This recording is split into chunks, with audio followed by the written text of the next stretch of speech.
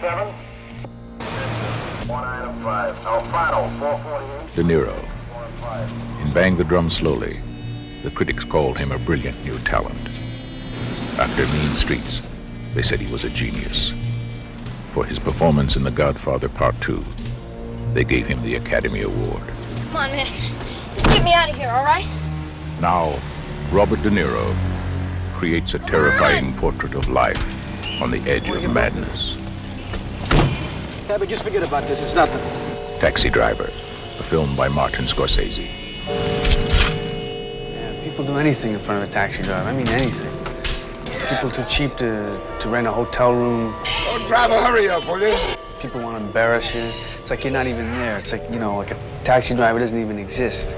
This city here is like an open sewer, you know? It's full of filth and scum. I think I know what you mean, Travis. But it's not gonna be easy. I think guys get to be a Secret Service man. What? I was just curious, because I thought maybe I'd make a good one. Hey, what kind of guns do you guys carry? 38s, 45s, 357 Magnums, something bigger maybe? Hi, I'd like to volunteer. Why? Why? Because I think that you are the most beautiful woman I've ever seen. The taxi driver is looking for a target. Getting ready. Getting organized. Preparing himself for the only moment in his life that will ever mean anything. How much for everything? $350 for the Magnum, $250 for the 38, $1.25 for the 25, $150 for the 380. That taxi driver's been staring at us. You talking to me? You talking to me? I don't know who's weirder, you or me. You talking to me? Then who the hell else are you talking? Talking to me? Well, I'm the only one here. I don't believe I've ever met anyone quite like you. Oh, yeah? You will never see a more chilling performance than this. Robert De Niro in Martin Scorsese's Taxi Driver. Jodie Foster, Albert Brooks, Harvey Keitel, Leonard Harris, Peter Boyle, Sybil Shepherd. Taxi Driver.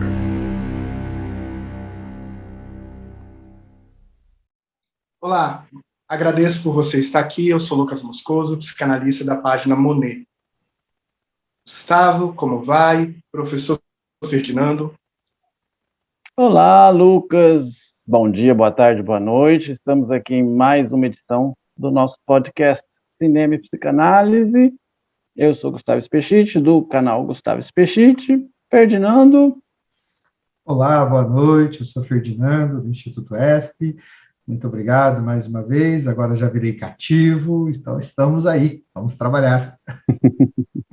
Nós que agradecemos e, como eu sempre falo, a gente sempre torna o desafio mais difícil.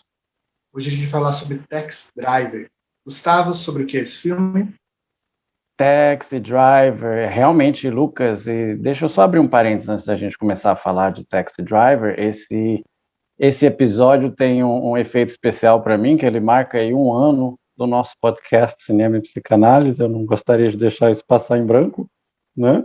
Do nosso primeiro podcast sobre a tabacaria, que eu convidei para participar desse projeto, você aceitou, e estamos aí, né? Como disse você, só complicando a nossa vida, e estamos trilhando um caminho, né? Começamos com a tabacaria, passamos aí por Almodóvar, né, por Psicose, né, Uma Mente Brilhante, Um Silêncio Inocente, e agora chegamos aí num ápice que eu acho que poderia considerar a trilogia, né, com o Taxi Driver, que acho que a gente está ligando um assunto ao outro. Taxi Driver. Bom, o que dizer de Taxi Driver? Pode falar, Fernando? Um segundinho que a gente sempre esquece, mas vamos lá. Gente, quem não assistiu, porventura, Vai assistir, porque não vai sobrar spoiler aqui, não tem jeito, porque esse filme não tem como não contar a cena para explicar o que nós estamos querendo falar. Obrigado por me lembrar disso. Sirenes ecoam, né?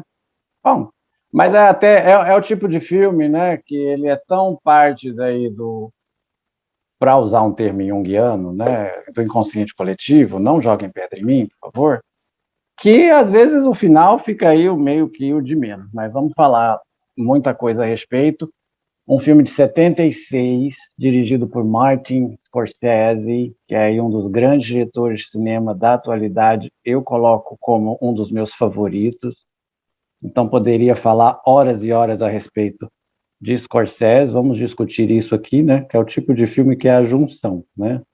Roteirista, diretor, ator, é tudo um conjunto, né? Scorsese, que havia feito anteriormente só um grande filme, que era o Alice Não Mora Mais Aqui, né? Que ele é reconhecido, o filme é conhecido por ter dado o Oscar para Ellen Burstyn, né? Mas é um belo filme, mas que é um pouco esquecido. Ele tinha feito um filme anterior chamado Mean Street, em português acho que é Caminhos Perigosos, e daí ele chegou em Taxi Driver, foi esse seu primeiro grande projeto comercial, vamos dizer assim, que aí explodiu uma nova forma de fazer cinema, né? Temos aí um Robert De Niro saindo aí de um Oscar pelo Poderoso Chefão, parte 2, né? Uma atuação, né? Como se pode ver no trailer do filme, a narração do trailer do filme diz que é uma das atuações que você nunca vai esquecer, né? O De Niro começou aí uma trajetória que ele depois continuou com filmes como O Cabo do Medo, o mesmo tipo de personagem, né? E o filme, sobre vários assuntos, se eu pudesse escolher uma palavra para definir Taxi Driver, seria a palavra que todo mundo escolhe, né? Fala que é um filme sobre solidão, né? Nós temos um jovem, Travis Bickle, ele é um Marine, um ex-fuzileiro, então, lembrando aí, nós temos que situar a época, né? Estamos aí pós-guerra do Vietnã, né? O filme se passa aí entre 76, alguma coisa assim, a guerra do Vietnã terminou em 75, e ele tem insônia, e ele quer fazer algo da sua vida. Então, nós temos aí o filme pelo ponto de vista dele, do seu diário. Então, a gente tem a presença da escrita. Para ele ocupar a sua vida, ele vai e se candidata, né, se inscreve para ser motorista de táxi, né? Um esquema de táxi americano, né? Esquema de táxi nova-iorquino, aqueles famosos táxis amarelos, para tentar se ocupar, né, para tentar ocupar e dar um sentido aí para a sua vida no pós-guerra. E nisso ele se envolve com uma moça, tem um objeto de desejo dele, né, que é interpretado pela Cybill Shepherd, e aí tem cenas bastante interessantes no comitê dessa política, né, ela faz parte de um comitê político de um candidato a senador, e as coisas vão começando a ficar meio obscuras à medida que ele vê que ele não vai conseguir esse amor, né? O objeto de desejo dele lhe escapa pelas mãos. Então, o filme vai ficando mais sombrio a partir do momento que ele recebe essa rejeição. Então, vamos ter aí um Travis passeando por uma Nova York que não existe mais, vamos dizer assim, uma Nova York que ele mesmo rotula de suja, né, com vários drogados. Ele é racista, vamos dizer, ele é totalmente preconceituoso, totalmente racista. Tem uma cena logo no começo do filme onde ele está num bar, num restaurante, perto dos seus colegas. Então, a impressão que ele dá é que nada para ele é interessante. As conversas mais simples, ele não consegue se engajar, né? Ele não se engaja nas conversas, e ele fica vendo, a gente não sabe, é uma coisa interessante do filme, se as personagens que ele está vendo são reais, se são alucinações da cabeça dele, né? Então vamos tendo aí essa evolução, até que acontece a mudança do primeiro ato para o segundo ato, e desencadeia o filme todo, né? Para eu não me alongar muito na minha fala e ficar falando demais, né? Temos aí, se eu pudesse descrever em uma frase simples, um filme sobre a solidão e seus efeitos, né? Por que não dizer do existencialismo? O próprio Paul Schrader, que é o roteirista do filme, diz que se inspirou em Sartre para criar o personagem, né? Sobre a solidão, sobre a patologia da solidão, sobre os seus efeitos, que culmina aí de uma forma maravilhosa, que falaremos daqui a pouco. Professor Ferdinando, obrigado de novo por estar aqui. A sua presença nos alegra muito. Com certeza. Agora... Pois é. Esse filme me chamou a atenção por duas coisas fundamentais, né? Primeiro, isso da solidão, e segundo, sobre a necessidade, né? Essa fantasia neurótica, vamos pensar assim, ou qualquer coisa assim, de fazer alguma coisa que coloque seu nome numa posição diferente, que coloque seu nome na história, que coloque seu nome em algum lugar de destaque, ou seja, que você consiga se destacar em alguma coisa. E o filme inteiro vai se montando nisso, né? Sobre a necessidade de fazer uma transformação. E o final do filme, inclusive, nos convoca para uma coisa que é interessante, né? Depois de tudo que acontece no filme, das mortes e de tudo mais, ele volta, né, normal, dirigindo de novo, com tranquilidade, como se nada tivesse acontecido, entre aspas, né? Ou seja, como é importante a gente estar atento na clínica, por exemplo, né, ao que é falado, ao que é dito e aquilo que é realmente a verdade do que se está aparecendo ali. Né, até me chamou a atenção numa das cenas do filme, e é o ponto que eu queria assim chamar, que se fosse notado bem, né, como os conceitos da psicanálise vão fazendo sentido para esses filmes. Então tem lá uma nota de R$20 que está amassada do lado dele, e quando ele olha aquela nota, para todas as pessoas, inclusive para quem não prestou atenção nas sutilezas do filme, aquela nota não seria nada, e aquela nota foi uma nota que o cafetão lá, né, jogou dentro do táxi dele quando ele foi levar a menina de 12 anos, que havia fugido, né, ou alguma coisa nesse sentido do lugar, e ele olha aquela nota, e aquela nota lhe traz o mal-estar, porque ele relembra dessas situações. Então, o significante é isso da psicanálise, né, o significante é o que as coisas tomam de sentido, e é um sentido muito pessoal, é um sentido muito meu, né? Tudo que vivi é relativo àquilo que eu lembro, e não ao que o outro quer contar. Por isso que, muitas vezes, a gente sempre chama a atenção, né, nos conceitos da psicanálise, que a arte da escuta tem essa sensibilidade de não querer colocar a sua verdade sobre essas interpretações.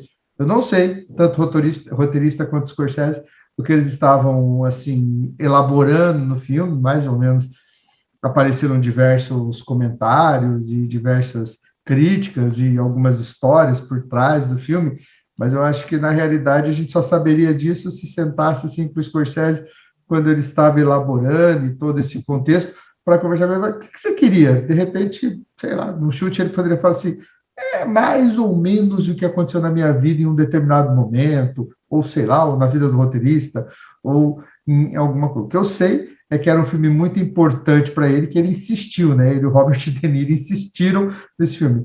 O Gustavo e o Lucas, que são mais cinéfilos e que sabem contar as histórias, que podem dizer melhor sobre isso, mas é importantíssimo, assim, como chama a atenção. E uma coisa que eu quero finalizar essa primeira fala assim: o filme é de 1976, gente. Se vocês observarem o que está acontecendo lá, e hoje, em 2022, guardadas as devidas proporções de imagens, de realidades de carro, de realidades do país, É mais ou menos isso que a gente está fazendo. Hoje a gente convoca a solidão através do Tinder, do WhatsApp, do Facebook, do Instagram, né? Mas tentamos nos transformar em outras pessoas, tanto as redes sociais trazem, assim, situações icônicas para a gente, de gente que se destacava, né? Sei que tem um monte de gente que não gosta de Big Brother, e eu nem vou entrar no mérito se deve, se gostar ou se não gostar, mas queria chamar a atenção disso, como as pessoas que aparecem nas redes sociais e quando são colocadas à prova de alguma coisa, elas revelam uma outra face, e como a gente, às vezes, acaba confundindo ainda essas pessoas né, que estão participando de um jogo, e a gente acha que eles estão fazendo lá o jeito que eles são, né? Mas só que na vida real não tem paredão, não tem fome, não tem isso, não tem aquilo para essas pessoas que estão ali convocadas, ou para algumas delas. Então, como a gente fica tentando interpretar as coisas, como a gente fica querendo transformar as pessoas por conta da nossa solidão, que é o que esse filme inteiro vai nos mostrando. Em 1976, se filmasse Taxi Driver hoje, só mudaria o carro. O resto eu acho que seria muito semelhante. É meio uma ligação com o que falávamos no... Desculpa, Lucas. Uma ligação com o que falávamos no podcast anterior, né? Dessa agilidade das coisas, né? De uma outra forma. O Bicol se declarava o homem solitário de Deus, né? Então, ele tinha que fazer as coisas porque ele era o homem solitário de Deus. Por favor, Lucas. Eu acho que tem um contexto histórico muito importante, né? Porque a Segunda Guerra acaba em 1945, e é um país que está em euforia. Vencemos a guerra, tudo podemos, libertamos o mundo. E aí uma pessoa que tem 30 anos, 31 anos, nasceu nessa euforia, é um baby boomer, só que veio a Guerra do Vietnã, que te mostrou que você não consegue o que você quiser, que te mostrou que você, às vezes, dá errado. E a vida é muito assim, sabe? Deu tudo certo, que dia maravilhoso, eu vou ser muito feliz. Aí o pneu fura. E nisso que o pneu fura, a pessoa chega atrasada na entrevista de emprego e muitas coisas desencadeiam de um jeito que vem a dor, que vem a tristeza. E acho muito curioso como esse rapaz, ele acha que é dele que vai vir a cura, que vai vir a salvação. É graças a ele que tudo vai acontecer. Ele tem que ser um protagonista dessa vida. Ele não pode ser só mais um. E eu acho que o sonho americano é muito isso. Realize o que você quiser. E a gente não aguenta. Esse ponto é interessante, Lucas, porque aí ele tenta duas vezes, né? Ele tenta matar o político, né? Ou seja, a figura paterna, vamos dizer assim, do objeto de desejo dele, ele fracassa, né? Aí quando ele mata o cafetão, né? Que é a figura paterna de quem ele quer proteger, aí ele vira herói, né? Então, aquela cena final ali, bom, voltando a lembrar, né, gente, do spoiler, que já foi, né, alertado, tem um rompimento ali entre aquela chacina, da qual pretendo falar, né, pretendemos discutir aquela chacina, e há um corte. Nesse corte você vê que a vida dele, vamos dizer que voltou ao normal, mas é aí que aparecem as dúvidas. Aquilo aconteceu mesmo? Então ele teve essa atitude, ele virou o herói que ele queria, né, que ele queria ser um herói, né, que é isso que você colocou muito bem, que o sonho americano prega, né, aquela questão da guerra, né, nós queremos você, we want you, tio Sam. A guerra do Vietnã, todo mundo sabe que é o desastre que foi, né? Então, o que disso que ficou, né? Ele realmente virou o herói, a vida dele voltou a ter sentido, e a cena final dela no táxi, eu acho de uma singularidade incrível. Ele a vendo pelo retrovisor, agora ela o respeita, porque ele virou herói, ele fez um ato heróico, né? Ela o desprezava porque ele a leva para ver filme pornográfico, ele não tem uma cultura, né? Ele não sabia nem namorar, vamos dizer assim, né? E ali ele a vê pelo retrovisor. né? Aquela cena final, ela é cheia de significado, aquilo ali, é muito forte aquilo ali. E quando ela sai, ele o vê como gente, ele vai. Bom, não é um final feliz, digamos, mas realmente aconteceu, ele virou o herói. O que vocês acham? Não Que é ser herói. Acho que isso é porque é muito difícil definir heroísmo, porque eu acho que em psicanálise a gente sempre tem que avaliar a motivação. Ainda que uma pessoa faça um belo gesto, por que o belo gesto foi feito? Professor, eu não sei se você concorda comigo, mas às vezes eu acho que quando a gente avalia a motivação de uma pessoa, ou melhor, traz a motivação de uma pessoa, é como se a gente estivesse puxando o tapete dela e ela e parece assim, por que você está fazendo isso comigo se eu estou tão feliz fazendo isso? Eu acho que isso é uma coisa assim que às vezes tem uma sutileza que a gente bobeia, né? A gente às vezes a cultura nos impele a isso, como vocês falaram, né?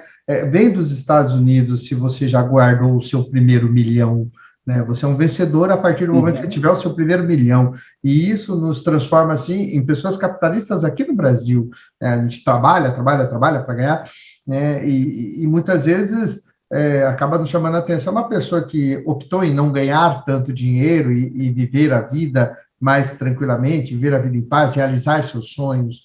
Puxa, mas como assim? Que história que é essa? Por que não permaneceu lá? Isso é a primeira coisa. E os atos de heroísmo também, como o Lucas falou, eu quero mexer numa ferida assim que nos convoca a pensar, né? Você tem, por exemplo, uma mulher sendo agredida, né? E dependendo da cultura na qual ela está inserida, muitas vezes, infelizmente ou felizmente, ela permanece ali e nós automaticamente julgamos, né? Julgamos porque ela está ali porque ela gosta de apanhar, julgamos porque ela não tem coragem de tomar atitude nenhuma, julgamos porque ela não sabe o que fazer, julgamos a dependência, mas esses tempos atrás mesmo eu estava escutando uma entrevista de uma mulher que tinha passado por agressão, e ela falou, eu ficava ali porque eu não tinha coragem de tomar uma atitude, afinal de contas, eu acreditava numa religião e num Deus que me fazia ter fé que se eu fizesse muitas orações, o meu agressor ia mudar. E muitas vezes eu achava que a culpa era minha, assumindo a postura de que eu não estava fazendo a quantidade de orações necessárias. Então, a psicanálise nos convoca a isso, né? Nos convoca não a questionar a oração ou o trabalho, não sei o quê, mas a questionar assim, e você? Você está feliz nessa posição? Você realmente está a fim de ficar esperando essa resposta teoricamente divina? Ou será que Deus também poderia estar feliz se você tomasse uma atitude para sair de uma situação tão complicada como a que você está vendo, inclusive colocando sua vida em risco? Essas coisas, muitas vezes, elas nos fazem ver exatamente isso que vocês falaram. O que é ser um herói, afinal de contas? Aonde que está esse heroísmo? Será que ele precisava ter assassinado o cafetão? Será que não precisava? Será que ele realmente salvou a vida dessa menina? Será que... O que é isso? Eu estou assim estudando agora, aos poucos, comecei a estudar uma série de autores aí que falam sobre vidas negras e percebi que ninguém fala sobre a princesa Isabel. E me chamou a atenção porque será que foi realmente um ato de heroísmo quando ela lá assinou a Lei Áurea, ou será que ela só pegou e falou assim, gente, vocês estão tudo livre, agora o que vocês vão fazer eu não sei. Aí o problema é com vocês. As atitudes, às vezes, elas são engrandecidas, mas não são levadas em consideração. Por isso que eu acho que Taxi Driver é um filme que me convocou muito, porque me fez ter uma sensação assim de Olha o tamanho da solidão. O que é aquela cena, né? Sentada ali na cadeira, olhando a televisão, com o pé encostado na coisa da televisão, vai empurrando, empurrando, empurrando. De repente se livra daquelas informações que estavam vindo na televisão, se incomoda com tudo aquilo, quebra a única coisa que estava fazendo companhia, mas chega, não é isso que eu quero alguma outra coisa, eu não sei o que eu quero, mas eu quero alguma outra coisa. Esses atos são importantes. E saber escutar essas coisas, como o Lucas falou, é fundamental, porque o que é certo para umas pessoas é diferente para outras, e o que a psicanálise tem que fazer é se atualizar, sim, mas aprender que não existem soluções do meu ponto de vista. As soluções são do ponto de vista daquele que conta a sua história. É exatamente essa questão da solidão que eu coloquei, vocês dissecaram bem, era exatamente esse ponto, o que é um ato heróico, né? Porque, na verdade, ele tenta dois. E só chamando a atenção para um fato, né? Esse filme foi inspirado em duas coisas, uma música que chama Táxi, né? E um assassinato que teve lá nos Estados Unidos. Existem muitos esses loners, né? Que vão assassinar políticos para tentar ser heróis, né? Porque os políticos representam aí as coisas que eles acham negativas, né? Então, um candidato à presidência dos Estados Unidos, o George Wallace, ele foi assassinado pelo Arthur Bremer, né? E que está preso até hoje, se não me engano. Ferdinando, que gosta um pouco aí dessas histórias de assassinato, historinhas dos bastidores aí, né? De outros projetos. E a única coisa que o Arthur Bremer conseguiu foi, ele teve problema nas pernas, né? No atentado ele se machucou. E essa coisa do americano, ao contrário do japonês, né? Do harakiri, depende, né? Que eles querem fazer um ato de bravura, né, e morrer bravos. Tem até filmes japoneses sobre isso, o Lucas conhece mais essa área de cinema, pode me corrigir ou não. O harakiri, o americano, ele faz muito isso, né? Ele, para cometer um ato de bravura, que eu acho que era o que o Travis queria fazer, ele vai cometer isso com o outro, né? Vamos dizer, esse instinto de destruição que está nele, desloca para o outro. Então, naquela cena toda, percebam a sutileza da cena. Ele mata todo mundo, vai libertar a personagem da Jodie Foster que já esteve aqui, né, Lucas, no nosso podcast em Silêncio Inocente, né, primeiro papel da Jodie Foster, né, uma menininha de 12 anos, polêmicas aí à parte da presença dela no cinema, mas isso é uma outra história. Quando ele faz aquela limpeza, vamos dizer assim, né, que é uma chacina, como podemos citar chacinas nos Estados Unidos, podemos citar chacinas até aqui no Brasil, né? Ele tenta se matar. Só que ele falha nisso, né? Ele não tem mais munição. Então, para ele, o ato de heroísmo era fazer essa limpeza, e para eles é se matar, é o modus operandi normal, né? Aí a famosa cena que ele faz isso aqui, né? Quando ele faz isso aqui, cena que já foi repetida e citada em vários filmes, né? E ali tem um ponto interessante. Tem uma tomada de cima que mostra como ficou tudo ali, tem um panorama, né, da escada e de tudo que ele fez. E o ato de heroísmo dele está ali, meio John Wayne, sabe? Rastros de ódio, meio faroeste, né? Ele é o Lone Ranger, né? Que resolve a vida, salvou a mocinha lá do cafetão e terminou. Era esse ato de heroísmo, provocado por essa solidão. Solidão essa, Ferdinando falou muito bem da nota, eu chamo a atenção para o próprio significante do táxi, né? O que é um táxi? Um motorista de táxi, ele mesmo fala, é um ninguém, né? As pessoas fazem até sexo no carro, no filme, né? E ele tá ali, ele é ninguém, ele só serve essas pessoas. Ele queria ser alguém, como acontece na vida da gente, né? Como a pessoa quer se mostrar. Então esse é um filme que ele toca por isso, né? E vai se ligar com outras outras questões aí que poderíamos debater, mas eu acho que é o ponto que foca, né? Esse ato de heroísmo que vocês já debateram, e isso, né? Fazer alguma coisa para ser alguém, para ser lembrado, ou de maneira boa ou de maneira ruim. Eu quero ser lembrado, né? Acho que é um ponto bem interessante do filme, que o motorista de táxi, ele geralmente é um homem comum, e tudo que ele quer não ser um homem comum. Mas o próprio Scorsese, quando vai participar do filme, ele é um dos motoristas de táxi.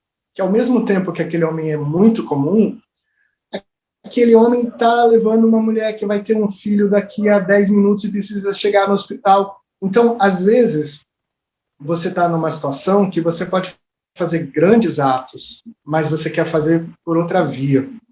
E, às vezes, essa outra via, ela é extremamente danosa, ela é extremamente cruel como... O Scorsese, corrigir, Lucas, ele é o passageiro que vigia a mulher.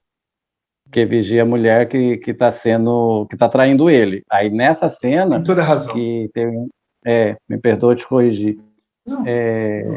Essa cena que eu acho que você está dizendo é até do Vivendo no Limite, se não me engano, que é um filme também que tentou fazer a retomada de Taxi Driver, né, com o mesmo diretor, mas com o Nicolas Cage, né? O Scorsese, ele participa do filme 2 vezes. Ele está como o passageiro que vigia a mulher e dá ideias para ele, daí que ele vai comprar a Magnum 44. Você já viu o que uma Magnum 44 faz na cabeça de uma mulher? E você vê a expressão do Robert De Niro. Vai mudando ali, né? Ele vai tendo as ideias. E depois ele aparece no finalzinho como um passageiro, observando num ato... Ele mesmo já falou isso, né? Hitchcockiano, ele gosta de aparecer nos filmes dele. Mas, desculpa esse parênteses aí, mas prossigo o ponto que é interessante. Não, eu acredito que essa tentativa de ser importante, de ser um destaque, é a ruína desse homem. Porque ele pode, como um motorista de táxi, acabar sendo um ótimo profissional, comprando um outro táxi, montando um outro negócio, ou crescendo dentro do ramo que ele já está, mas ele tem sempre que... Ele é o responsável pela limpeza da sociedade. E quando ele escuta uma vozinha que ressoa na cabeça dele, aí é terrível.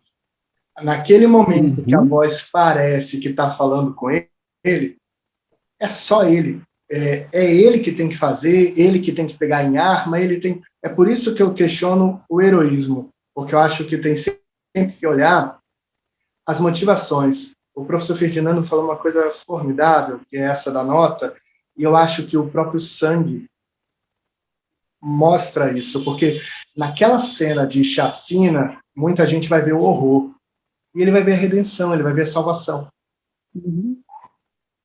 E é a mesma coisa da nota. O que você falou, que também foi perfeito, do táxi. O olhar que a gente tem sobre cada coisa vai dizendo quem a gente é. E o meu olhar, ele não é preciso para entender o olhar do outro.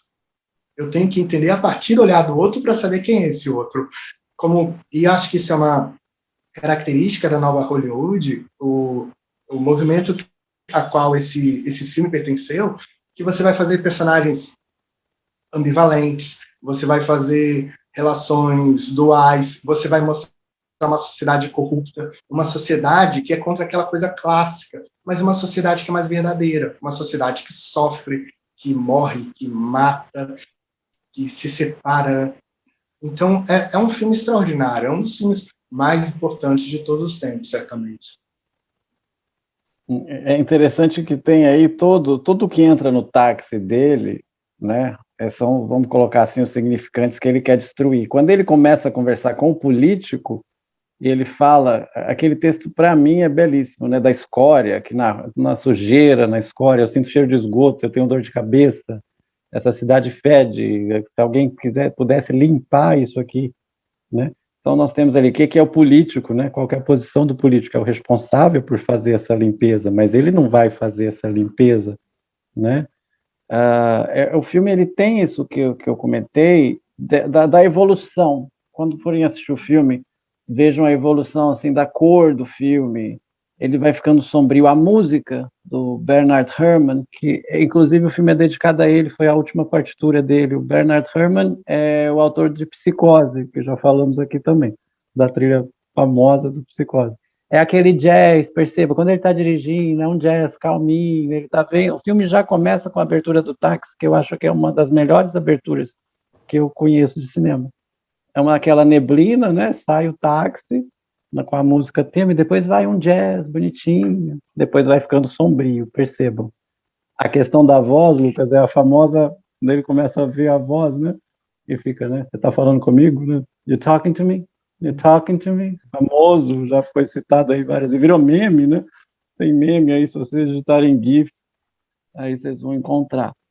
E, então, ele faz parte dessa, vamos dizer assim, por que não dizer dessa parte da sociedade que quer cometer esse ato heróico contra essas coisas que ele acha que são ruins, mas ele vê na menina de 12 anos a redenção, né? Ele fala com ela, por que você não vai para a escola? Aí ela vira para ele e fala a questão do se olhar no espelho. Eu achei isso muito interessante. Você já se olhou no espelho com seus olhos e já se viu? Não sei quem é, ela fala assim, não sei quem é mais doido, se sou eu ou se é você, né? Alguma coisa assim. E esse, para mim, a interpretação do retrovisor final é isso. Ele se olha, ele parece que não gosta do que vê, vira o retrovisor e voltamos com o jazz bonitinho, a cidade, como começou o filme.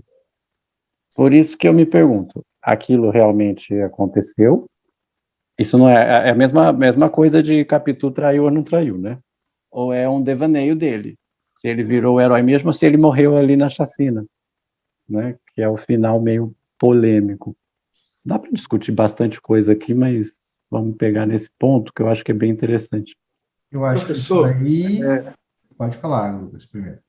Não, que eu fico pensando o seguinte, quando uma pessoa chega e tem certeza, não tenho nenhuma dúvida, é isso, tem que ser dessa forma, o que fazer quando parece que esse caminho é danoso?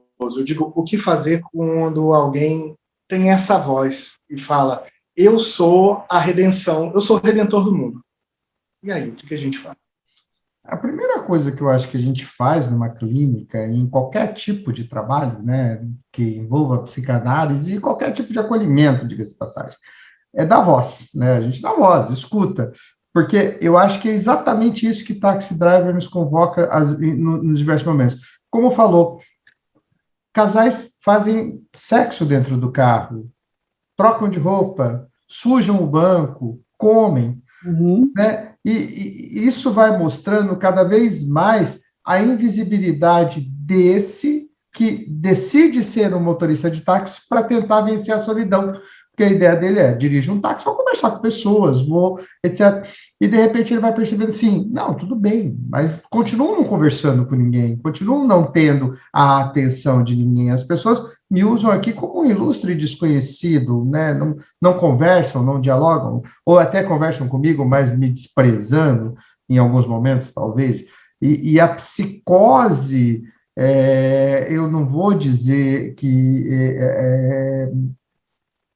seja a estrutura desse rapaz, eu não sei, mas a psicose, ela se destaca nisso, né? Ela se destaca nessa voz redentora que vem dizendo assim, faça, porque é isso que você precisa fazer para sair desse sofrimento, o alucinar, e é por isso que, às vezes, assim, é muito fácil para a gente, né, enquanto pessoas que somos, assim, ditos normais, muito fácil para a gente justificar que uma pessoa usa droga porque ela é fraca, é muito fácil justificar que uma pessoa bebe porque ela é fraca, é muito fácil justificar que uma pessoa acabou fazendo uma atitude, uma explosão de raiva porque ela não tem autocontrole. Mas, às vezes, o sofrimento é tão grande, que você vai buscar uma solução para esse sofrimento. Nem que essa solução seja uma coisa fantasiosa, seja uma coisa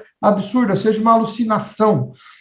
E de alguma forma, isso é o que vai acontecendo ali. Ele vai começando a falar assim, eu tenho que ter um sentido para isso que está acontecendo comigo. Eu tenho que achar uma razão, eu tenho que criar alguma coisa, e essa voz vai dizendo para ele, olha que vida medíocre, olha que, né, sei lá, mas pode-se dizer uma série de coisas, e a pessoa vai olhando e falando assim, bom, quando eu estou alcoolizado, eu não sinto essa dor, então vamos lá. Quando eu estou com fome, eu estou ali cheirando cola, etc., como crianças, por exemplo, eu não sinto a dor da fome. Mas não é só a dor da fome. A dor da fome talvez já seja uma grande dor, mas a dor do desprezo, de bater numa janela de um carro, a pessoa não abrir e ainda te olhar com uma cara de assustado, às vezes comendo dentro do carro, né? Então, essas dores, que a gente pode chamar de dores da alma, elas são piores ainda. E nós temos que entender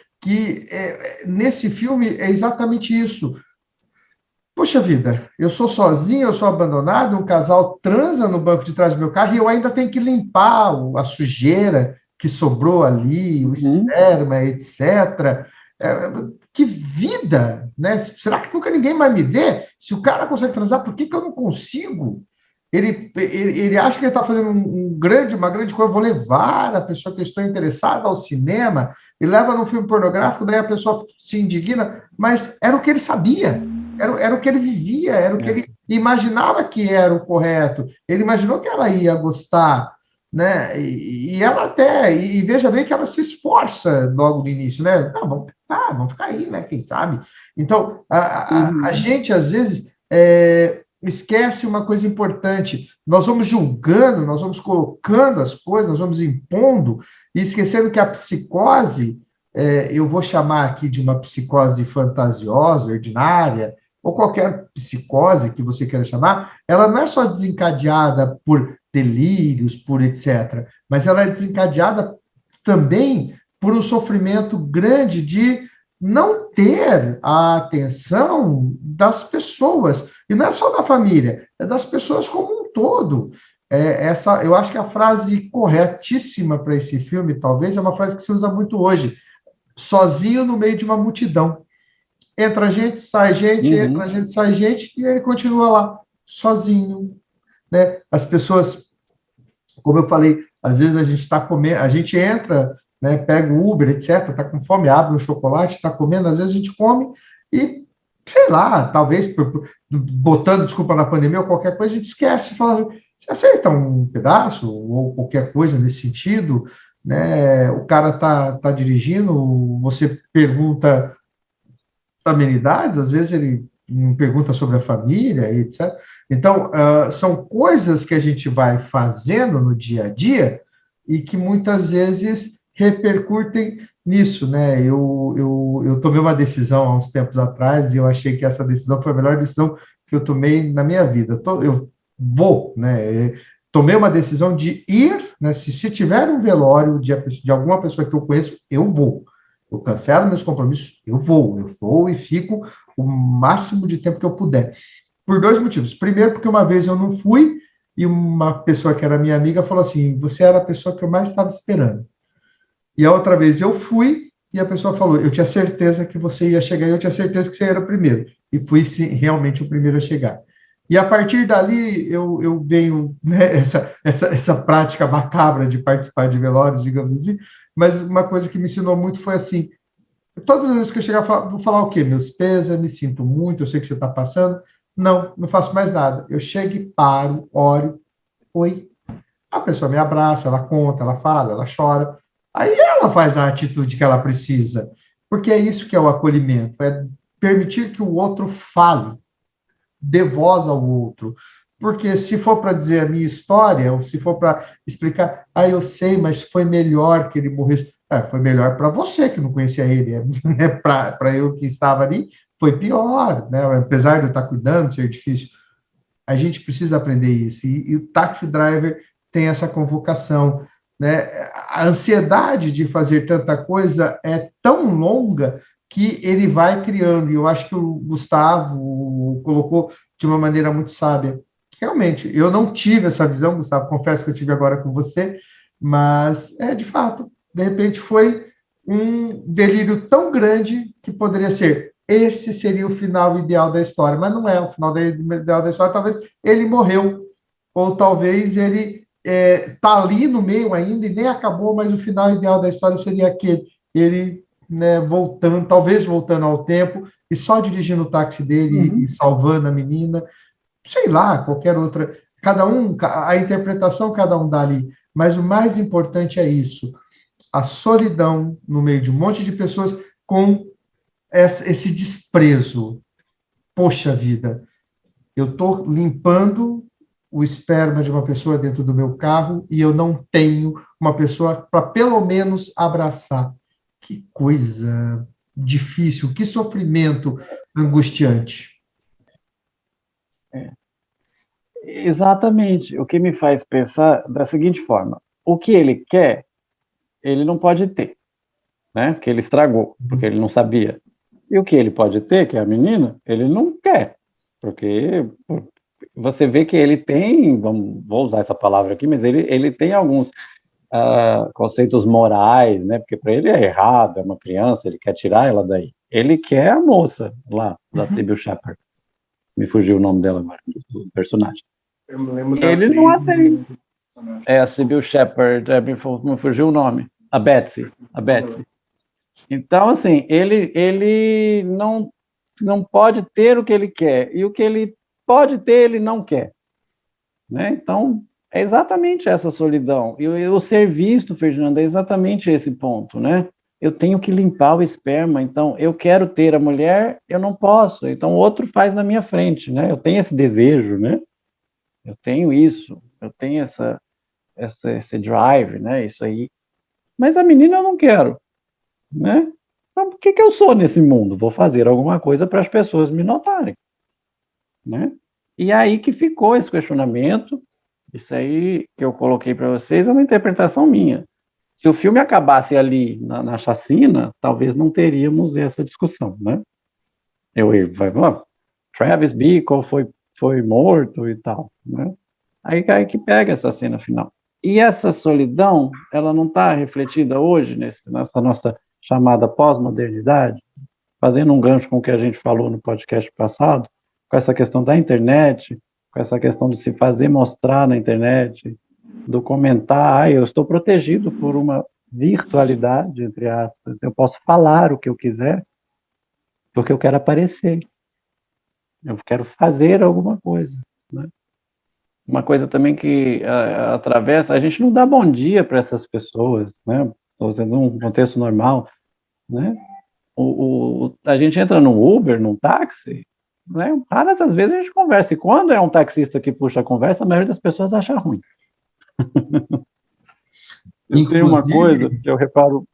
Eu só queria abrir um parênteses. Inclusive, existe no aplicativo do Uber uma opção que você não quer que o motorista converse com você. Isso, tem.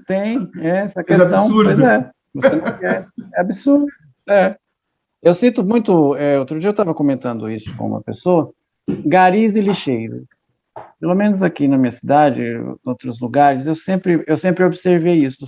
São pessoas que estão sempre de bom humor. Eu raramente vi um gari ou um lixeiro ruim, né? E você cumprimenta e eles ficam todos satisfeitos. Tinha um que passava na rua que eu morava, e todo dia eu cumprimentava ele da janela, ele ficava todo satisfeito. E ele faz um serviço básico, não é? A gente não tem esse hábito, a gente passa pelas pessoas como se elas não existissem. Isso é todo mundo. Sou eu, são vocês, é todo mundo. E não era isso que ele queria. O táxi, para mim, é um significante forte, né? O motorista, né? O que aquelas pessoas têm que ele não pode ter? E aí ele começa. Ele fala com o colega dele, né? Estou pensando coisas ruins. Eu quero resolver isso, limpar este mundo. Que, infelizmente, é o pensamento de vários serial killers e assassinos em massa que permeiam aí os Estados Unidos. Acredito que o jovem norte-americano que foi para o Vietnã imaginava receber um mundo assim que retornasse. Mas ele volta com várias doenças mentais, ele volta com doenças físicas, ele volta sem dinheiro e ele sem escolaridade e vai ter que buscar empregos muito comuns. Em um país que o presidente foi assassinado, que o líder negro que lutava pelos direitos civis de uma forma totalmente pacifista foi assassinado, o Malcolm X também foi assassinado. Então, que negócio é esse? Todo mundo que vem com uma mensagem de esperança está morrendo. Ele está morrendo enquanto está falando sobre a esperança. Vem uma guerra que me destroça e eu não posso nem exprimir a minha dor. E eu acho interessante como a própria linguagem cinematográfica muda, porque você passa a ter filmes sobre a contestação, você passa a ter filmes sobre o desespero humano. O Scorsese, ele é mestre em muitas coisas, mas talvez a grande virtude dele seja nos mostrar naqueles momentos em que a gente está fora do eixo, digamos assim. Se você olhar, Cassino é isso. Os Bons Companheiros tem isso. Agora, brilhante no Netflix. O Irlandês tem isso. Taxi Driver. Touro Indomável, novamente o Robert De Niro, como Cassino.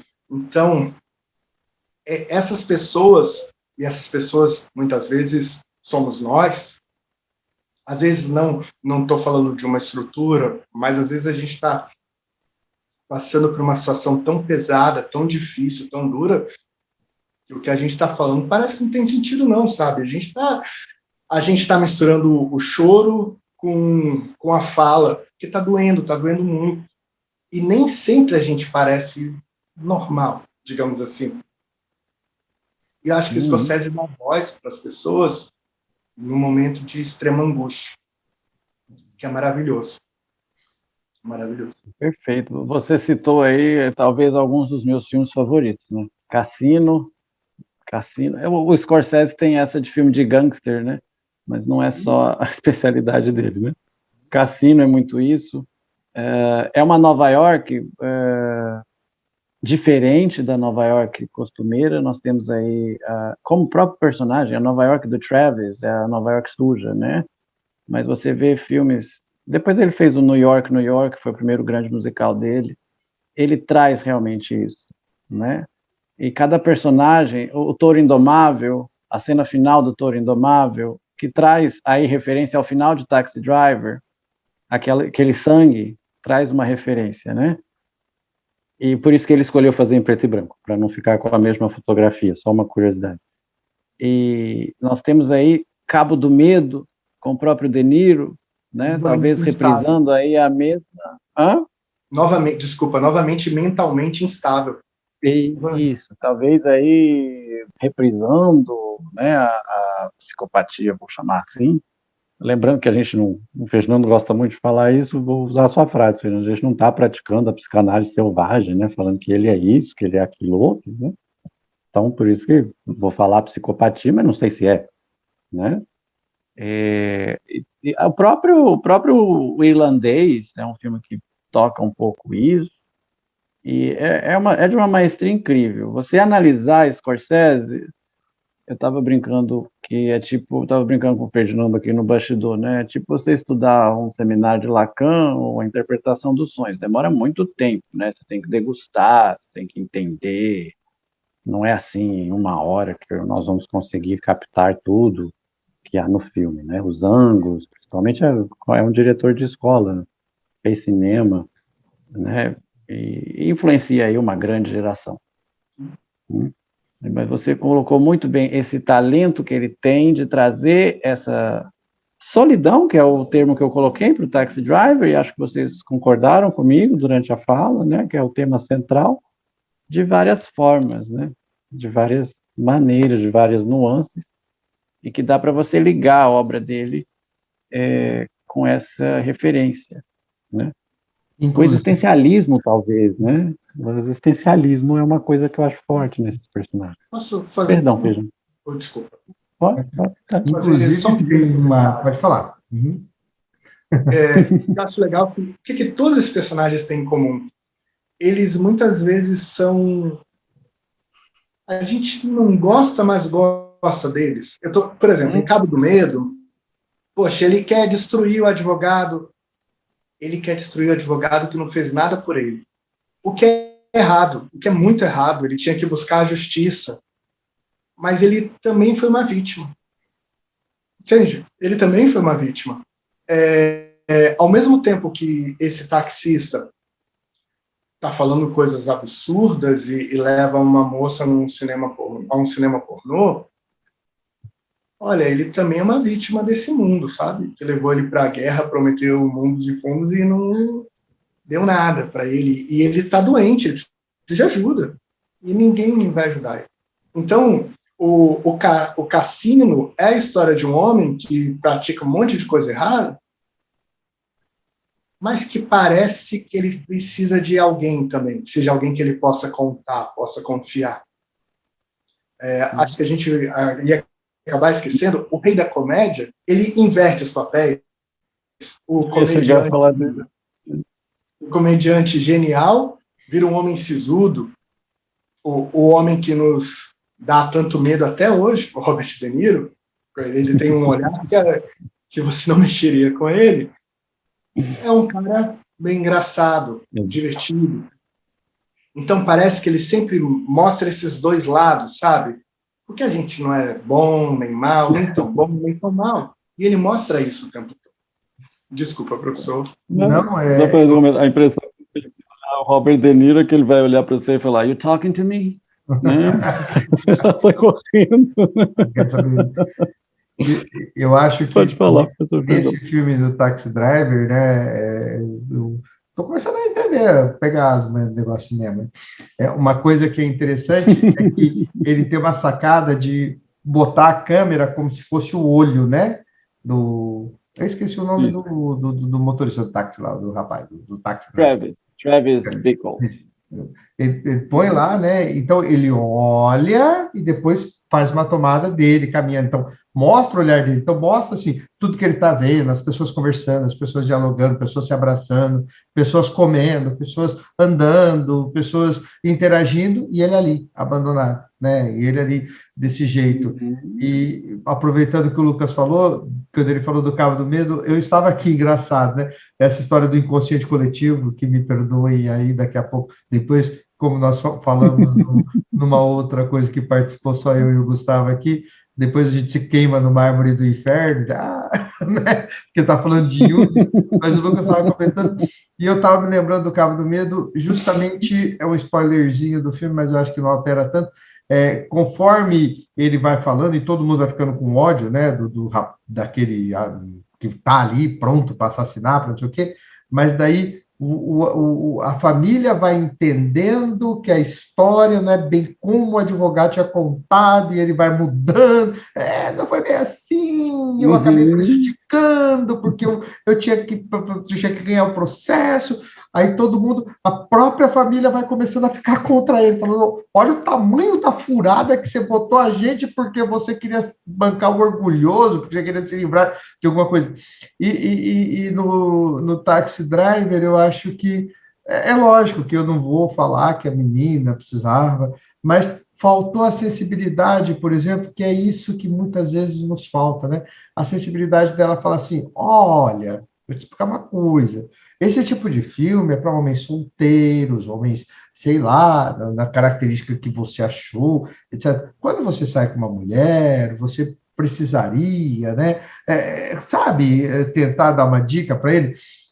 E às vezes é isso que, por exemplo, me chama a atenção de casais que se encontram e começam a se relacionar por sites de relacionamento por conta da solidão, né?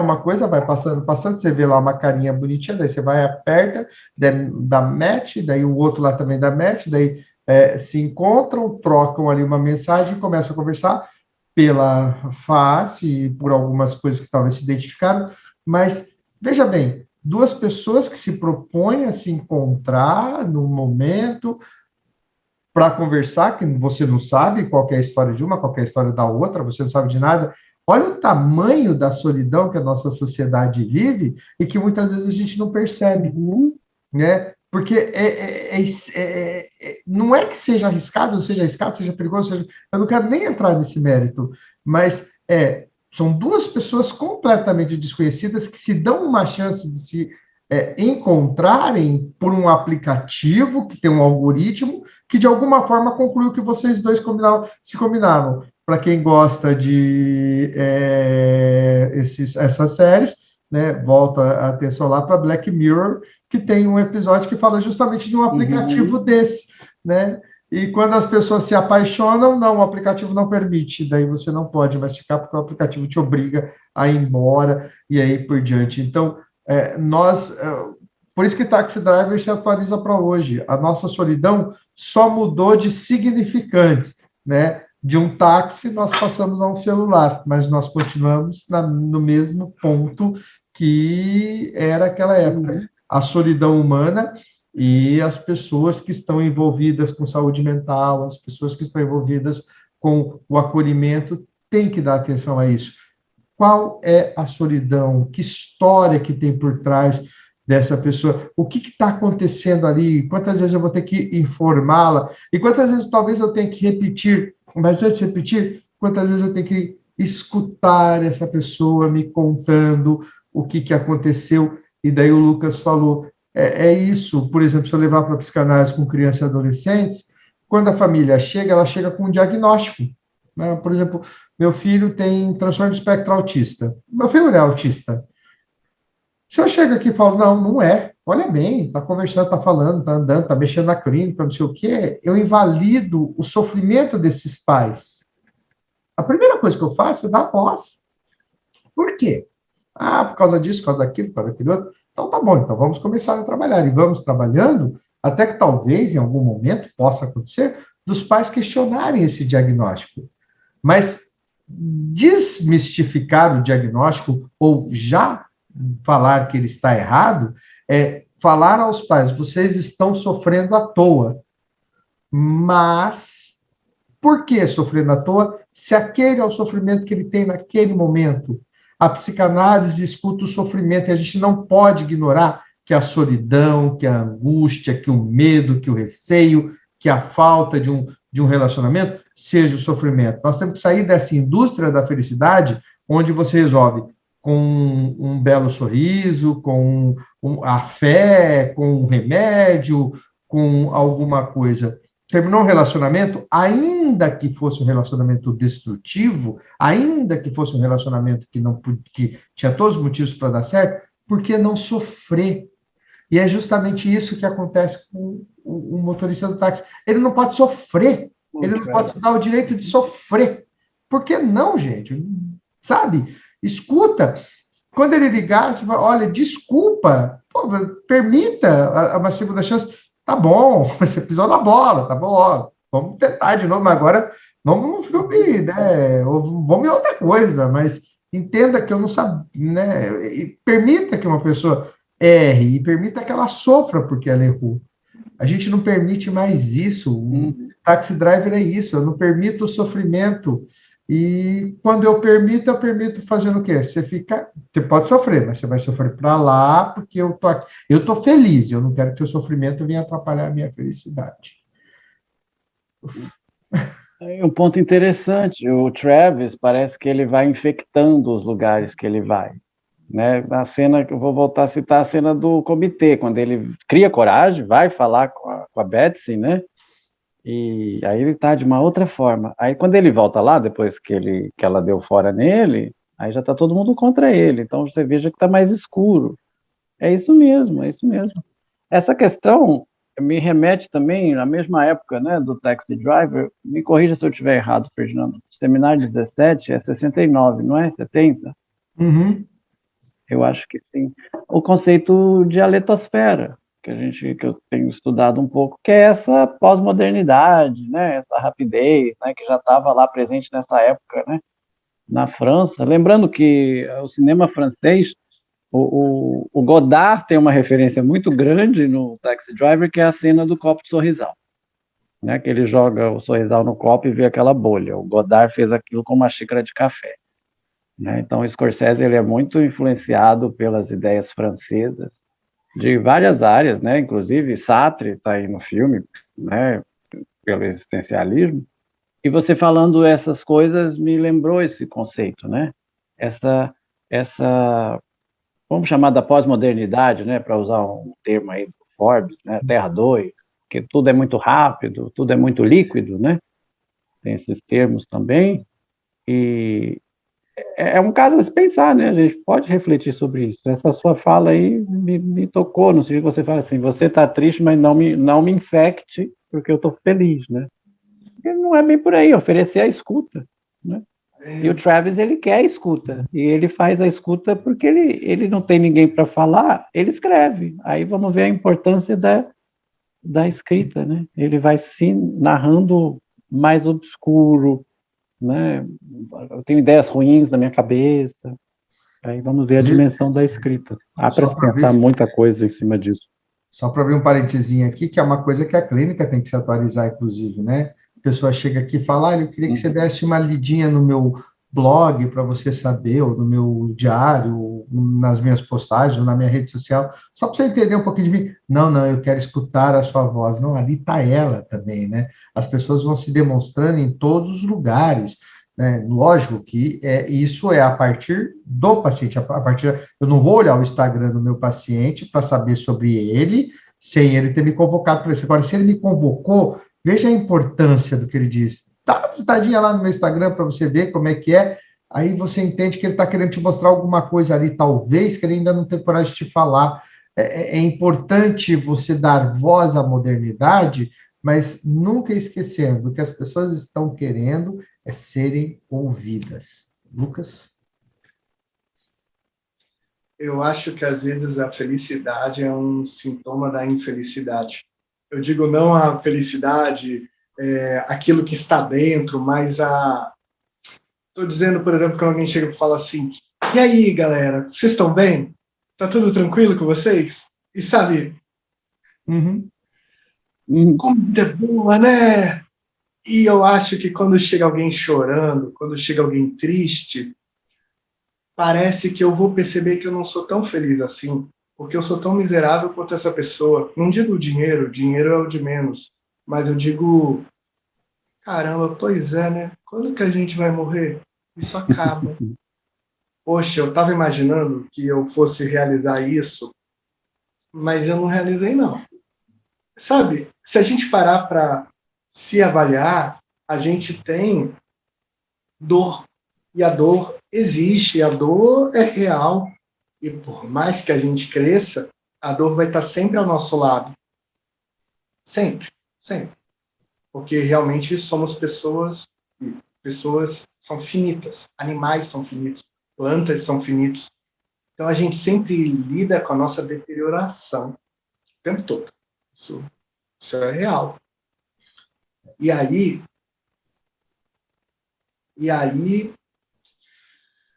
eu vou começar a rir, vou começar a contar piada, vou começar a fazer muita festa para falar que nada disso é verdade. Mas é. Eu queria aproveitar, né, para falar sobre, né, já indo meio que no meu encerramento das minhas falas aqui, que eu acho que queria usar uma piadinha muito utilizada em repartições públicas, né, mas é interessante, né? Diz que um grupo de alienígenas invadiu uma instituição pública, por exemplo, uma universidade, e eles invadiram para começar a se alimentar das pessoas, né, que estavam ali, então eles comiam as pessoas. E, de repente, teve uma reunião, né, dos líderes, convocando lá o pessoal. O que é? Porque nós estamos aqui? Nós estamos aqui já faz 5 anos nessa universidade. Já comemos o reitor da universidade, já comemos alguns professores, já comemos os técnicos de laboratório, etc. Então, está tudo tranquilo. Ele falou, pois é, até agora. Eu não sei quem foi o infeliz que escolheu comer a tia do cafezinho. E agora está todo mundo reclamando e querendo descobrir o que aconteceu. Então, às vezes, a gente esquece desse detalhe, né? Esses profissionais, como o Gustavo falou aqui, né, que trabalham tanto pela gente, que nos servem tanto, muitas vezes não recebem um bom dia. O porteiro do condomínio, o lixeiro, o motorista do Uber. Por quê? Porque nós estamos numa sociedade que nos trouxe como cultura o seguinte: quanto mais sucesso financeiro ou sucesso, de alguma forma, intelectual você tem, melhor você é e, consequentemente, mais você deve ser considerado. E muitas vezes a gente esquece de alguns detalhes que são fundamentais dessas pessoas que não só nos transmitem serviços ali da base, podemos dizer assim, serviços operacionais, mas também do conhecimento, da sabedoria, do que eles têm para falar, do diálogo, ou pelo menos da importância de receber um bom dia, de atender na clínica. Conto essa história sempre, não tenho muito receio, porque eu sei que não revela a pessoa, mas quando eu estava ali no início dessa clínica que eu trabalho agora, e permiti que a pessoa me ligou, falou, não, vem aqui, vamos conversar aqui, traga seu filho. Era a criança que ia ser atendida, e a pessoa me chega na porta lá da clínica, um corredor aqui que deve ter uns 10 metros, mais ou menos, e chega lá na porta da clínica, eu vou lá recebê-la, ela está com o sapatinho na mão. Por que você está com o sapato na mão? Não, eu não vou pisar com o meu sapato aí, né? Olha que bonita que é a sua clínica, eu não vou entrar com o sapato. Põe o sapato mesmo.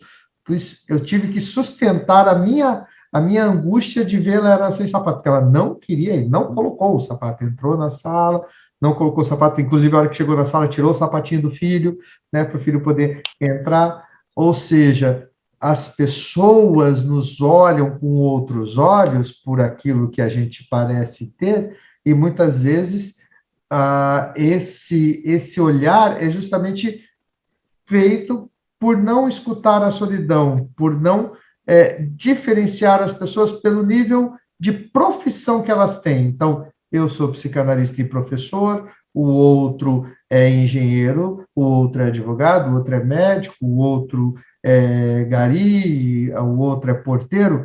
Todos nós somos importantes nessa escala, não existe ninguém. Nós só vamos perceber a importância do porteiro, né, na universidade, por exemplo, o dia que ele não for abrir as portas. Que todos nós, docentes, chegarmos lá para dar aula e não tiver uma porta aberta, e falar, puxa vida, realmente, né, todo o nosso trabalho foi invalidado. Não tem conhecimento que vai fazer a gente resolver isso. Assim como, não sei, né, para vocês, mas não sei o conhecimento de vocês, mas se meu carro quebrar, sento no meio-fio e choro. Eu não sei nem o que fazer. Olhando aquilo e pronto. Abençoados seguros, mecânicos e tantos outros. É a questão do gari, né? Se o gari, o lixeiro, parar de passar na rua, a gente vai sentir falta, né? Exato. Uma greve de lixeiro nos atinge muito mais do que uma greve de altos executivos, né? Então, a gente tem que tomar muito cuidado com isso. E eu acho que é esse ponto principal desse filme, né? O cara veio com a gente falou, mas esquecemos do que o Lucas e o Gustavo já falou, e eu acabei esquecendo de citar isso, né? Ele veio já com a noção de que ele era um herói, porque ele era para ter sido um herói de guerra, né? Não era, não foi, né? E agora a gente fica ali, mostram, né? Volta e meia tem vídeos aí na internet dos soldados que chegaram no Afeganistão, etc., que chegam, a família vem correndo e abraça, e etc., e mostra toda aquela coisa linda lá. Mas, como o Lucas falou, como é que será que está a cabeça desse cara, com fome, com necessidade, matando pessoas que ele nem sabia quem eram, por matar, ou pelo menos para garantir a sua própria vida, passando medo, né, vendo tiros correndo ao seu lado, vendo a morte de perto? Como é que será que ele está? Será que ele está dormindo à noite? Será que ele está bem? Será que ele realmente é um herói? Será que ele queria estar lá? Né? Tantas coisas. Eu acho que uma musiquinha que fala dessa época era um garoto que, como eu, amava os Beatles e os Rolling Stones, e, de repente, viu tudo se acabar. E ficou vazio, né? Eu acho que é esse o vazio do Travis, né? Por isso que ele quer cometer o ato heróico, comentamos aqui, né? Muito bom. Era Bom, apenas garotos mesmo. Era apenas um garoto. Lá no filme fala a idade dele, agora eu tentando me lembrar, não consigo. Bom, posso terminar as minhas colocações com o famoso momento Oscar, né? Taxi Driver. Bom, Taxi Driver recebeu aí 4 indicações para o Oscar e vou dizer uma coisa que parece piada. Perdeu o melhor filme para Rocky, um lutador. Não desmerecendo Rocky, que tem lá a sua mensagem, mas Taxi Driver, bom, Taxi Driver é Taxi Driver, né? Recebeu indicação de ator para o Robert De Niro. Esse aí não vou dizer que foi justo ou que foi injusto, vou deixar a indicação de quem ganhou, que pegando o gancho com o gênero de filme passado, é um filme que chama Rede de Intrigas, com Peter Finch, que tem um pouco a ver com o que a gente está falando, que é a questão da mídia, né? Como que a mídia manipula e tudo. Então, o Peter Finch ganhou, mas, bom, é mais provável que vocês lembrem do De Niro em Taxi Driver do que o Rede de Intrigas. São coisas da época da academia. Jodie Foster, uma menininha, né, ganhou sua primeira indicação aí de atriz coadjuvante, né, mas ela perdeu por uma atriz que também está no Rede de Intrigas, né? Jodie Foster que já tem 2 Oscars, né, Acusados e O Silêncio Inocente. E uma das coisas que eu destaco no filme também foi indicado, que é a trilha sonora do Bernard Herrmann, né, grande compositor de Hollywood, né, Psicose, os filmes do Orson Welles, inclusive Cidadão Kane. Prestem atenção na trilha sonora. Cinema é bom, né, gente? Porque a 7ª arte não é à toa, né? É roteiro, é música, é câmera, a 7ª arte não é à toa. E assistir esses filmes com essa intensidade dramática, acho que é uma experiência. É uma experiência, gente. Tentem assistir Taxi Driver como uma experiência. Quem não assistiu ainda, ele está disponível no streaming do Telecine, né? Hoje em dia a gente tem essas coisas de streaming. Eu, como coleciono, quem está vendo aí, eu tenho essa edição em DVD e Blu-ray, é a mesma, são 2 discos, tá? O bom é que você aqui tenha material para você pesquisar e se aprofundar e ter essa imersão no filme, né? Acho que às vezes essa litosfera nos impede de assistir um filme como ele deve ser assistido. Não precisa ser necessariamente no cinema, mas com o celular desligado, né? Se envolvendo com aquilo ali para você sentir todas essas nuances, né? Então, perdeu também. Então, o Taxi Driver, que é considerado um dos 100 melhores filmes americanos, foi esnobado pela academia nos seus principais prêmios, né? Depois o Scorsese partiu para um filme também que eu gosto muito, que chama New York, New York. E eu encerro a minha participação dando indicações de filmes do Scorsese, O Rei da Comédia, que vai desembocar no Coringa, né? Estamos aqui numa missão ou não, se vamos chegar no Coringa, bom, não podemos prometer, né? Nossa lista de promessas está grande, mas fica aí a indicação de O Rei da Comédia. Oi, Fernando. Só queria contar uma coisa para vocês aqui dos bastidores, gente, adoro esse negócio de bastidores, histórias de bastidores. Você gosta, né? Pouco antes do início do podcast, estava o Lucas e o Gustavo aqui discutindo sobre os atravessamentos da academia. Se Rock ganhou de Taxi Driver, o Lucas tinha razão, viu, Gustavo? Eu acho que... né? Pois é. Bom, não sei, então, mas aí... bom, agora meu argumento inicial caiu, mas eu digo que vai saber que isso é uma coisa velha, então, né? A academia é injusta há muitos anos, né? Estamos aí com a lista nova, estão aí vendo, fulano tá, fulano não tá, estou sentindo falta de uns nomes, mas é sempre assim, né? Não dá para agradar todo mundo, mas tem razão, né? Taxi Driver aí é considerado uma das grandes pautas da academia, né? Entre os 100 melhores filmes da história do cinema, né?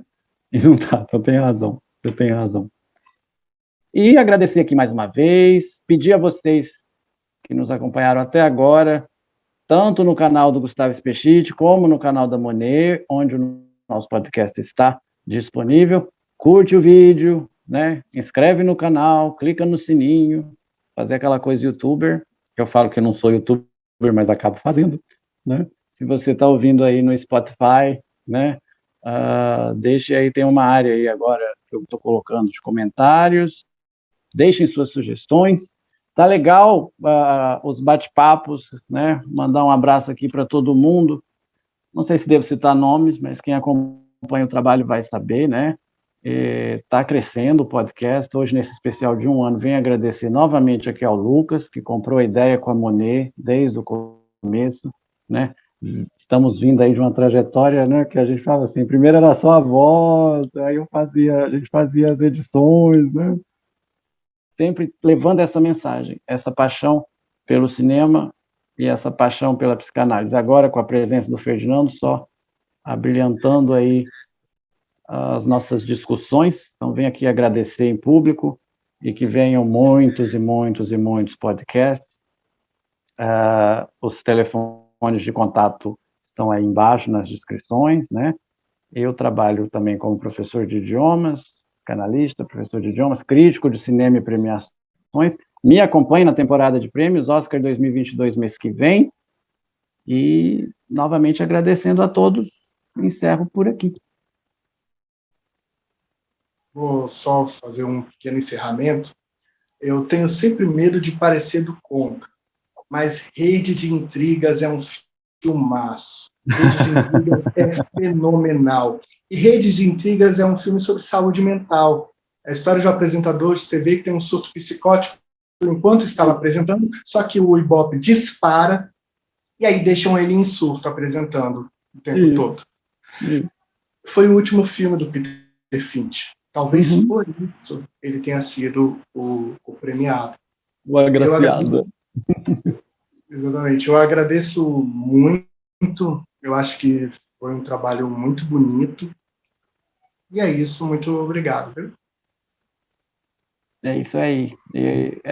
É um trabalho muito bonito. Os episódios estão todos aí, tá? Estamos aí fazendo as reprises com comentários, mas para as pessoas interagirem, então fiquem à vontade, deixem sugestões, elogiem, estão nos chamando de 3 mosqueteiros, né? Isso é bom. Né? Nos perdoem se falarmos besteira, mas estamos aí. Tá? Muito obrigado a todos vocês, que a gente faz isso para vocês. Sério, de coração, muito obrigado a todos. Eu queria só justificar aqui, né? Eu estou nos bastidores aqui olhando, o Dante acabou de... mandou uma mensagem faz uma meia hora, mais ou menos, ele tentou entrar algumas vezes, o Dante era o nosso quarto convidado aqui, né? Hoje ele seria convidado, mas ele infelizmente está sem luz, sem internet, a internet volta, daí a luz não volta, daí quando a luz volta, a internet não volta, e ele não conseguiu participar conosco por causa disso. Tempos de internet, infelizmente, é o que acaba acontecendo, mas teremos outras oportunidades. Queria agradecer muito o Lucas e o Gustavo pelo convite, realmente é agradável demais fazer esse trabalho, fazer esse podcast, e acho que venho aprendendo muito, venho apreciando cada vez mais a arte do cinema, retomando alguns filmes que acabaram ficando aí no esquecimento, e acho que também é importante dizer o seguinte, mais uma vez volto a dizer, nós não fazemos aqui psicanálise selvagem ou ficamos interpretando, nada disso. Nós usamos o filme para pensar um pouco no contexto da psicanálise, o que é muito importante. Inclusive, diga-se de passagem, muitas vezes nós não temos como apresentar casos clínicos, principalmente quando nós estamos num podcast como esse, que é público. Então, estudar uma personagem, trabalhar, entender esse contexto, é tão fundamental quanto um caso clínico, porque o filme conta a história, né? Ele não é um filme vazio, ele conta toda a história, né? Então, por isso é importantíssimo estar atento a esses casos e a tudo que é dito aqui. Também, mais uma vez, chamo a atenção de vocês para uma coisa que é fundamental. Voltem, como o Gustavo chamou a atenção, como o Lucas chamou, e eu venho fazendo muito isso.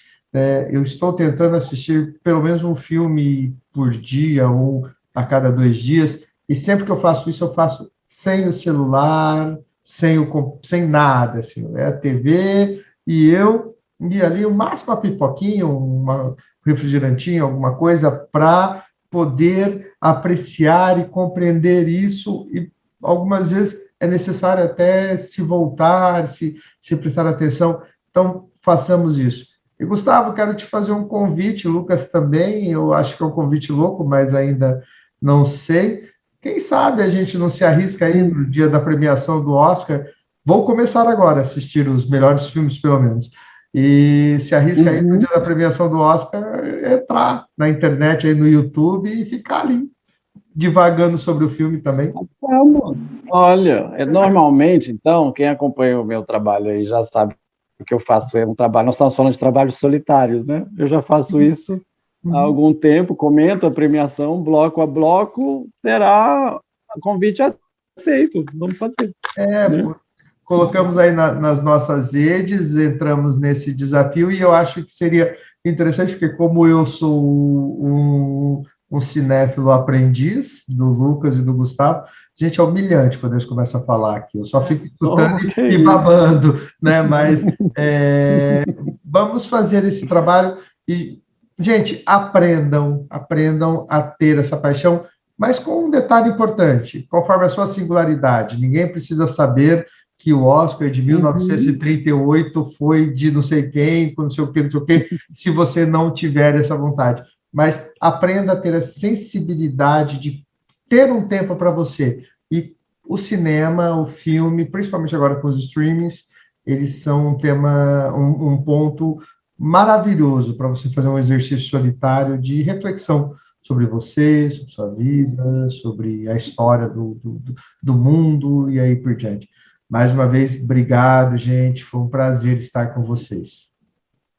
Será ótimo ter essa interlocução, né? Falo que o dia de Oscar é uma loucura, né? Me recordo agora do meu mestre Rubens Evald, que falava, vocês não têm noção do que é, né? Assim, tem, a gente senta e fica assistindo aquilo e comentando, mas é a paixão que move, né? Para chegar no dia seguinte e falar assim, eu já escutei muito isso, mas ninguém viu. Eu falei, não, mas eu fiz, eu tive o prazer de fazer. Será um prazer ter a interlocução de vocês, porque dá esse debate, convite aceito em público. Né? Eu acho que vai ser um momento interessante, vou aprender muito com vocês, e dali a gente vai tirando, inclusive, o que está acontecendo e tudo mais, vai ser muito bom. Se der, ótimo. Preparem-se que é um pouco longo, né? É uma jornada um pouco longa. Há que ter um pique, né? Mas podemos escolher, por exemplo, algumas partes. Eu não sei, a gente pode... Depois negociamos isso. O convite, que eu acho que na noite seria interessante, porque falamos de cinema, o Oscar está aí, e eu quero ver se quem ganha a discussão dos bastidores, se o Lucas ou se o Gustavo. Que ótimo isso. O que é Rubens e Zé Wilker? Como é que vai ser, né? Uma coisa que eram amigos, na verdade, né? Essa inimizade deles nunca existiu. Lucas, diga algo por esse convite. Claro, eu só faço uma pequena sugestão, isso para todo mundo que estiver ouvindo. O Oscar de melhor filme falado em língua estrangeira tem sempre grandes preciosidades, entende? Então, e muitos, acho que quase todos, estão vindo de streamings. Então, tem grandes diretores brilhantes e em outros idiomas. Então, se vocês puderem olhar, são filmes fantásticos sempre, que valem muito a pena. E é isso, e claro, participarei. Sei que não é hora de fazer merchan, mas vamos colocar uma coisa.